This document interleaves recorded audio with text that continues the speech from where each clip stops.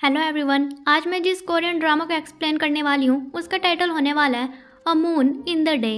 Episode की starting में हमें 1500 साल पहले का सीन दिखाया जाता है, जहाँ पर गया और सीला नाम की जगह के लोगों के बीच फाइट चली हुई होती है। और सीला में एक जनरल होता है जिसका नाम दया होता है, जो कि गया के सभी लोगों को मार देता है और साथ ही उनके जनरल को भी मार देता है। उसके बाद दोहा अपने लोगों को लेकर सीला की जनरल के घर के बाहर आ जाते हैं उनकी फैमिली को मारने के लिए। और हम देखते हैं कि सीला की जनरल की फैमिली में एक लड़की होती है जिसका नाम हान रीटा होता है, जो कि अपनी मोम और अपनी बहन के साथ होती है।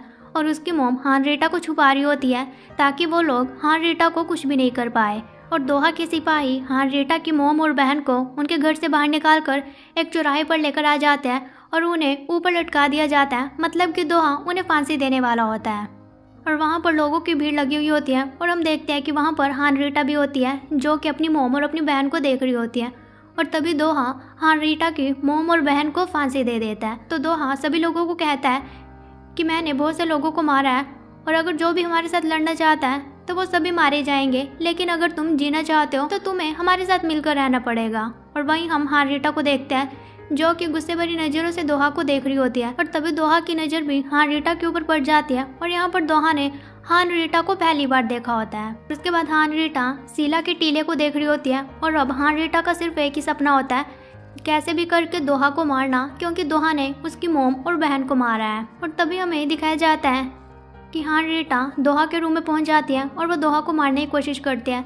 तभी दोहा उसके मुंह से कपड़ा हटाता है और उससे कहता है कि तुम कौन हो और तुम्हें यहाँ पर मुझे मारने के लिए किसने भेजा है। और तभी हमें अगले सीन में दिखाया जाता है कि दोहा मर चुका होता है, वो नीचे लेटा होता है और ऊपर उसकी आत्मा होती है। और तभी हान रीटा वहाँ से भाग रही होती है, तो दोहा की आत्मा कह रही होती है कि तुम चाहे जितना भी भागने की कोशिश कर लो, लेकिन मैं तुम्हें पकड़ लूँगा। और तभी हान रीटा अपने सामने पानी देखती है और वो पानी में कूद जाती है।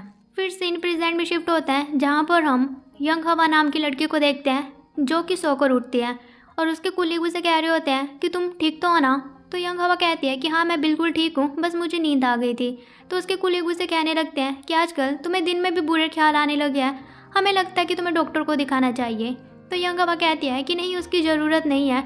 और यंग हवा एक फायर फाइटर होती है। उसके बाद वो रेस्टरूम में जाती है और वो सोचने लगती है कि क्या मुझे सच में डॉक्टर को दिखाना चाहिए। और तभी उसे कॉल आता है और बताया जाता है कि एक बिल्डिंग में आग लग चुकी है। उसके बाद यंग हवा अपने साथियों के साथ बिल्डिंग में आग बुझाने के लिए जाती है।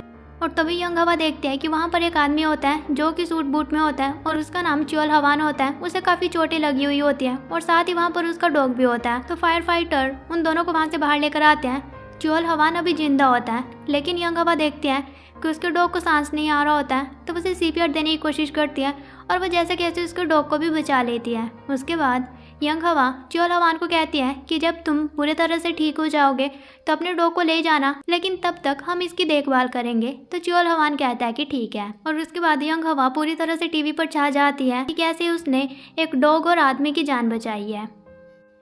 फिर हम यंग हवा को एक मेट्रो में देखते हैं और उसे नींद आ रही होती है और तभी एक लेडी उसे अपनी सीट दे देती है। और यंग हवा इतनी ज़्यादा नींद में होती है कि साइड में एक मोंक होता है, वो उसके शोल्डर पर सो जाती है।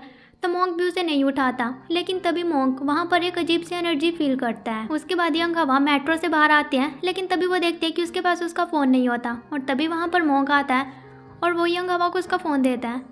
तो वो कहती है कि आपके पास ये फ़ोन कहाँ से आया। तो मोंक कहता है कि तुम ये मेट्रो में भूल गई थी। फिर मोंक उससे पूछता है कि क्या हम दोनों पहले मिल चुके हैं। तो यंग हवा कहती है कि नहीं, मुझे लगता है कि शायद आपने मुझे टीवी पर देखा होगा। ये बोलकर वो वहाँ से चली जाती है। और तभी मोंक को वहाँ पर फिर से एक अजीब सी चीज़ फील होती है और तभी वो देखता है कि ऊपर एक टिमटिमाती चीज़ होती है जो कि पर्पल कलर की होती है। और मोंक उसे पोल्टरजिस्ट कह रहा होता है, जो कि एक भूत यानी कि आत्मा टाइप होती है। और तभी वो अपने एक पास्ट सीन याद करता है जहाँ पर वो छोटा होता है और उसके पास चीफ मोंक होता है। और चीफ मोंक उसे पोल्टरजिस्ट के बारे में बता रहा होता है और कह रहा होता है कि पोल्टरजिस्ट एक बहरूपिया होता है। और तभी मोंक चीफ वहाँ पर एक छोटी लड़की को देखता है जो कि अपने पापा के साथ होता है और वो उस लड़की की शैडो को देखता है जिसके ऊपर एक भूत का साया होता है। और चीफ मोंक को बता रहा होता है कि अगर तुम्हें फ्यूचर में कभी भी पोल्टरजिस्ट मिलता है तो तुम उसे इग्नोर कर देना। वहीं रियलिटी में हम देखते हैं कि वो पोल्टरजिस्ट यानी कि अजीब सी चीज़ मोंक की तरफ बढ़ रही होती है, जिसे देखकर मोंक अपनी आइज़ क्लोज कर लेता है, लेकिन जब वो अपनी आंखें खोलता है तो उसके सामने कोई भी नहीं होता। लेकिन मोंग कहता है कि तुम अभी तक यहाँ पर क्या कर रही हो।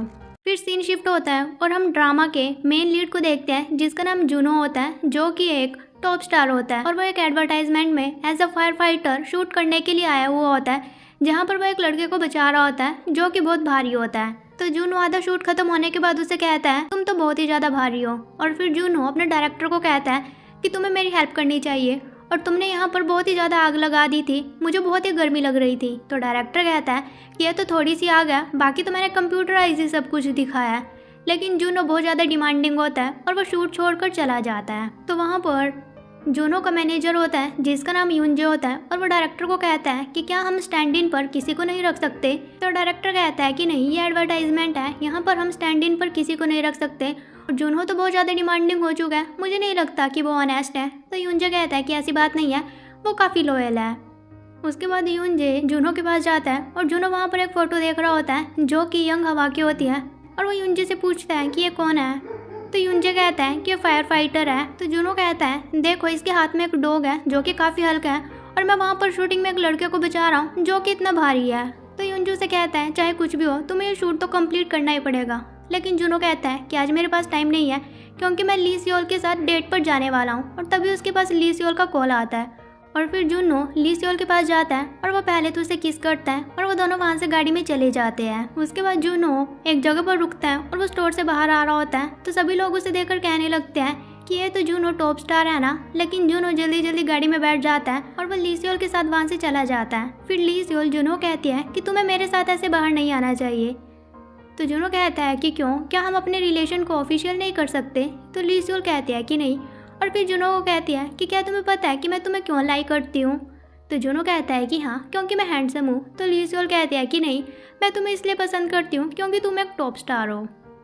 फिर सीन शिफ्ट होता है और हम मिनो नाम के लड़के को देखते हैं जो कि जूनो का बड़ा भाई होता है और मिनो ने ही जूनो को पाल पोस कर बड़ा किया होता है क्योंकि उनके पेरेंट्स नहीं होते।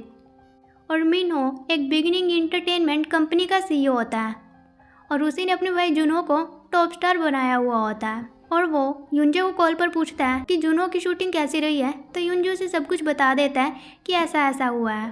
और उसके बाद मिन्हो अपने एम्प्लॉयर से जूनो को लेकर डिस्कस करते हैं। तो उसके एम्प्लॉयर मिन्हो को जूनो की एक फ़ोटो दिखाते हैं जो कि ली सियोल के साथ होती है और वो कहते हैं कि आजकल ये फ़ोटो काफ़ी चर्चा में चली हुई है और हमने इस फोटो को डिलीट करवाने की कोशिश की थी, लेकिन मीडिया वाले इस चीज़ का बहुत ज़्यादा पैसा मांग रहे हैं। तो मिन्हो कहता है कि पैसों की चिंता मत करो, लेकिन इस मामले को जल्दी से सुलझाओ। उसके बाद हम जूनो को यूनजे के साथ देखते हैं और वो दोनों साथ में शॉपिंग कर रहे होते हैं। और तभी उस मॉल में जूनो को एक लड़का मिलता है जिसका नाम ताइजू होता है और वो जूनो का राइवल होता है, यानी कि वो भी एक स्टार होता है। तो जूनो वहाँ पर ताइजू को चिढ़ाने लगता है कि तुम तो वही हो ना जो कि मेरी फ्रेंड की बर्थडे पार्टी पर आए थे, मैं तो उसके लिए गिफ्ट लेकर गया था लेकिन तुम सिर्फ पैसे लेकर ही आ गए। ये सुनकर ताइजू को काफ़ी गुस्सा आता है और फिर वो जूनो कहता है कि आजकल तुम ली सियोल के साथ काफ़ी दिखाई दे रहे हो। तो जूनो ऐसे बिहेव करता है जैसे कि वो ली सियोल को जानता ही नहीं है। तो ताइजू से बताता है वैसे मैं और ली सियोल एक ड्रामा में काम करने वाले हैं। ये सुनकर जूनो काफ़ी चौंक जाता है और वो कहता है कि कैसा ड्रामा। तो ताइजू कहता है कि वो एक हिस्टोरिकल ड्रामा होने वाला है। उसके बाद जूनो यूनजे के साथ वहाँ से चला जाता है और वो यूनजे को कहता है कि ली सियोल ताइजू के साथ एक ड्रामा करने वाली है, लेकिन ली सियोल ने इसके बारे में मुझे तो बताया नहीं, उसने ऐसा क्यों किया होगा। तो यूनजे कहता है मुझे लगता है कि वो तुमसे ब्रेकअप करना चाहती है। तो जूनो कहता है लेकिन वो मुझसे ब्रेकअप क्यों करेगी। फिर हम जूनो और उसके भाई मिन्हो को देखते हैं और वो मिन्हो को कह रहा होता है कि ली सियोल ताइजू के साथ एक ड्रामा करने वाली है, लेकिन वो ड्रामा ली सियोल के साथ मैं करना चाहता हूँ, तो क्या आप मेरे लिए इतना कर सकते हो कि वो शो मुझे दे दो। तो मिन्हो कहता है कि अभी तुम्हारी एक फ़ोटो वायरल हुई थी, अभी मैं उस टॉपिक को ठंडा करने में लगा हुआ हूँ, ऊपर से तुम मुझे ये करने के लिए कह रही हो।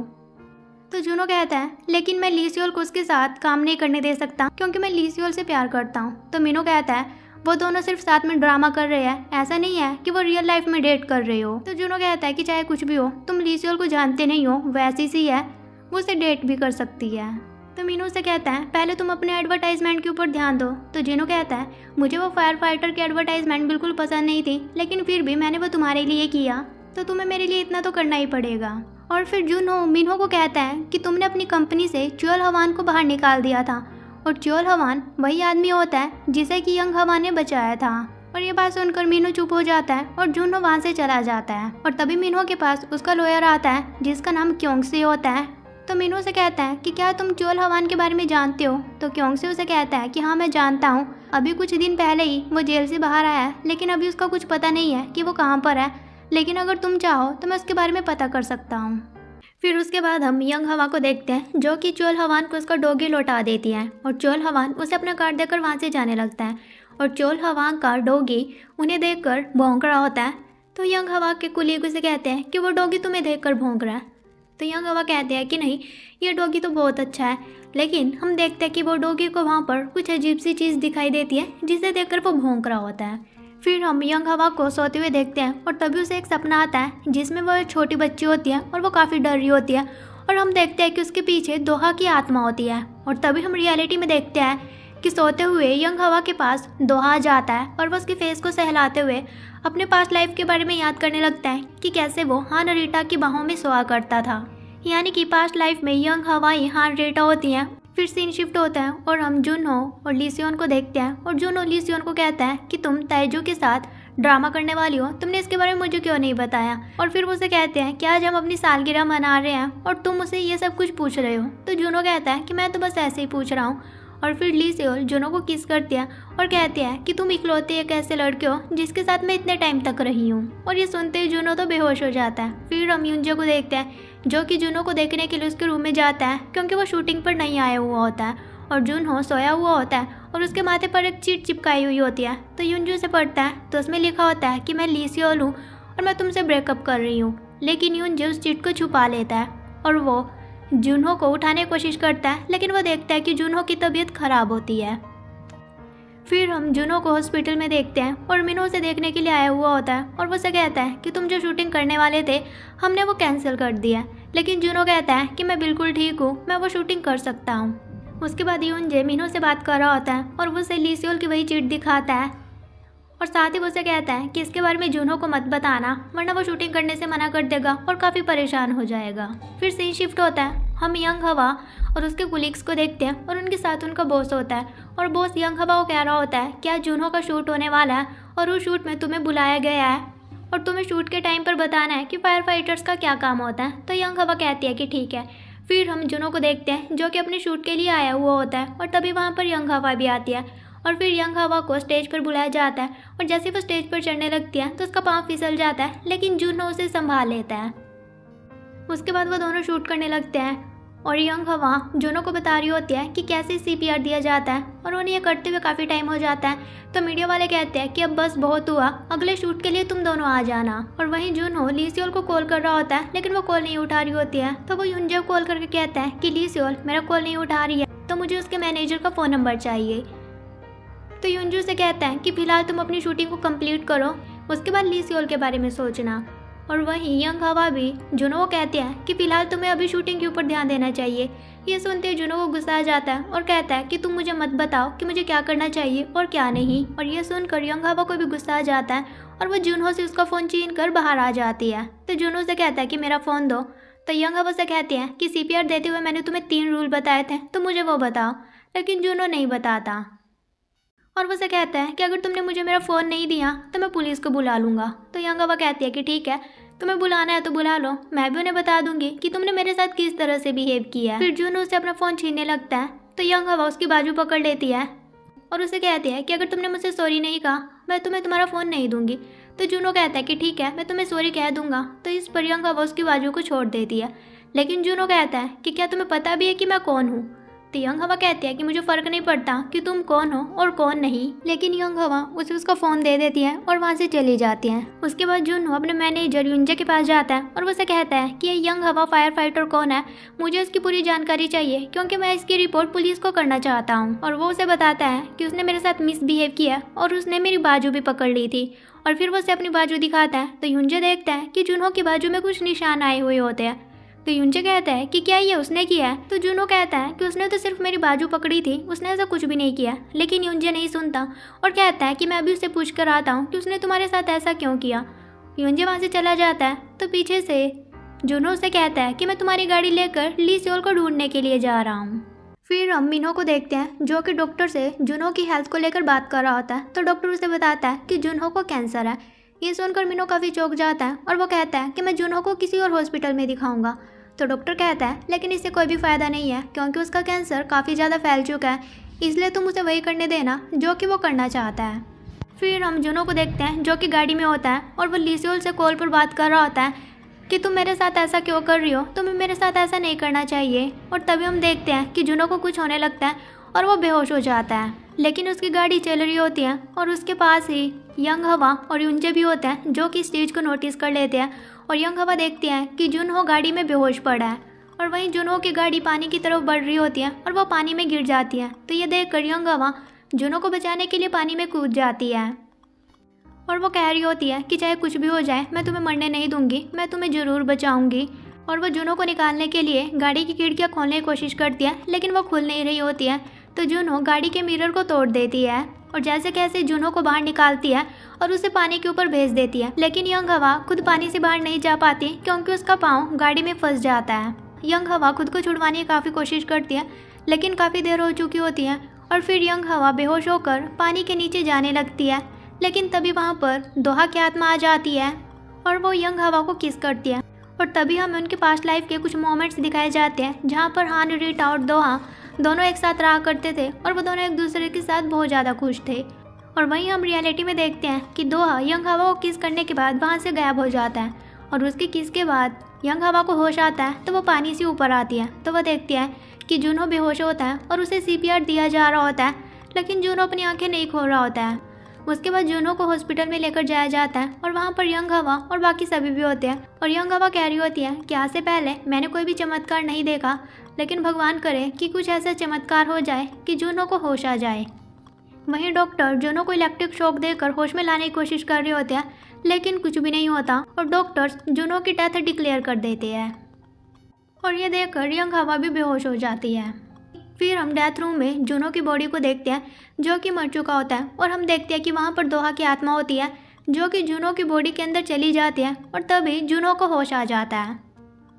और होश आने के बाद जुनहो की बॉडी पर जितने भी स्कार्स होते हैं वो सभी चले जाते हैं और जुनहो स्माइल करता है और कहता है कि फाइनली अब मेरे पास किसी की बॉडी है।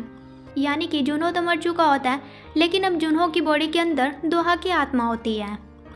फिर हम यंग हवा को देखते हैं जो कि बेहोश होती है और तभी उसे अपने पास्ट लाइफ के कुछ मोमेंट्स याद आ रहे होते हैं जिसे याद करके वो काफ़ी घबरा जाती है। और जब वो अपनी आंख खोलती है तो उसके सामने जुनहो होता है और जुनहो से कहता है कि तुम ठीक तो हो ना, मुझे तुम्हारी बहुत फिक्र हो रही थी कि कहीं तुम्हें कुछ हो तो नहीं गया। लेकिन तभी हम देखते हैं कि जुनहो यंग हवा को मारने के लिए चाकू निकाल लेता है। और एपिसोड के लास्ट में हमें उनकी पास्ट लाइफ का सीन दिखाया जाता है जहाँ पर हान, रीटा और दोहा दोनों खून से लथपथ होते हैं।